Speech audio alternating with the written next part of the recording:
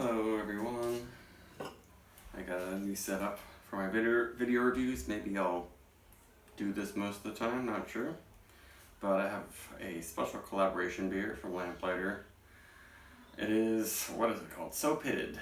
In collaboration with Vitamin C, who's super popular right now. So this is a really interesting beer. It's inspired by the painkiller cocktail, which I've never had, didn't really know about.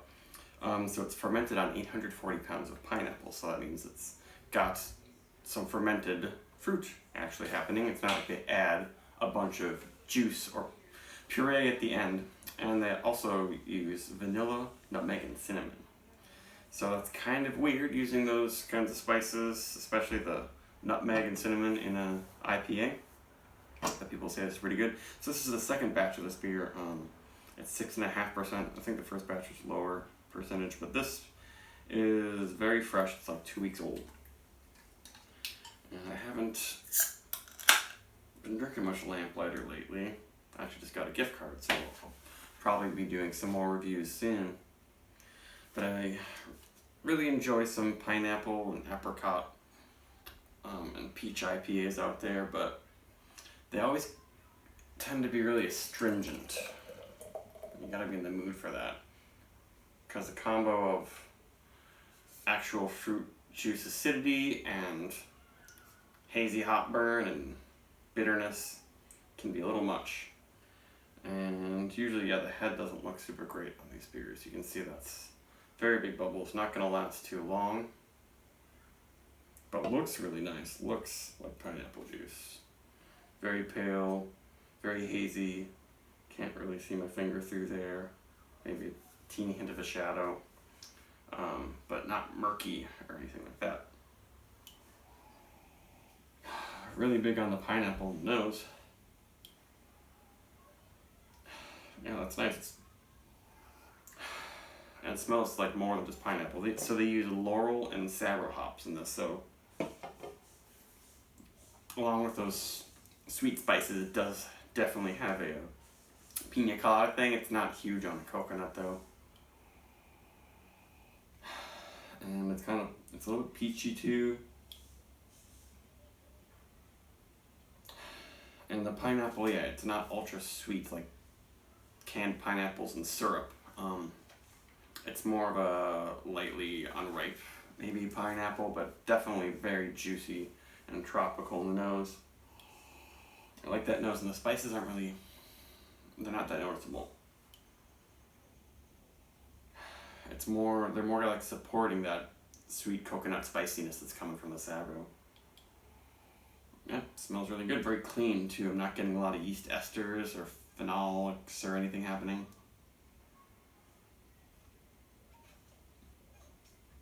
And lots of juicy pineapple, but without being sweet. That's nice. And the spices come in a little bit more in the finish. Maybe I'm noticing the vanilla more. But that's a good thing, because I'm not a huge fan of lots of cinnamon in beers. It can be really overwhelming, especially in a beer where like it might clash with the other flavors.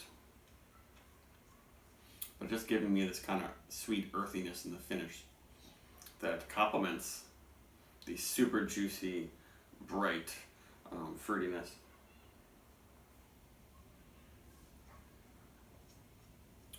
The body, it's pretty medium thick, I'd say. It's not luxurious and fluffy or anything like that.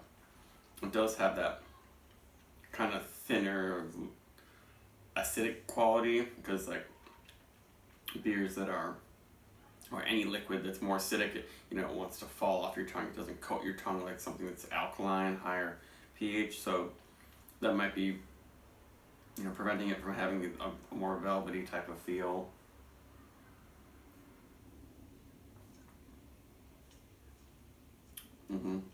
Yeah, it's a little bit astringent, but not in a super off-putting way. I'm getting some more citrusy notes. Now that the acidity's in there, it's a little bit more like a lemon and grapefruit thing is happening too.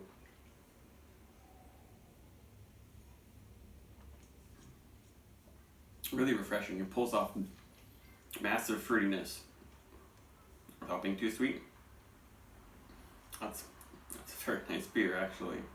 And the spices are just adding a little bit of something. It's almost like I just had a little bit of, I don't know, some other bigger blend of hops with more spiciness happening to them. But Laurel and Sabro are two really interesting brand new hops. Laurel, I feel like when I've had that in lagers, it really is like, has a stinky flower sort of thing. Like flowers that are kind of smell good, but then when you get your nose in them, they smell kind of stinky, not quite cheesy, but just weird.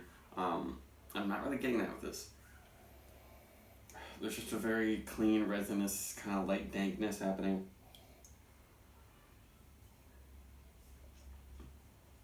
Yeah. For a slightly weird experiment, works out really well.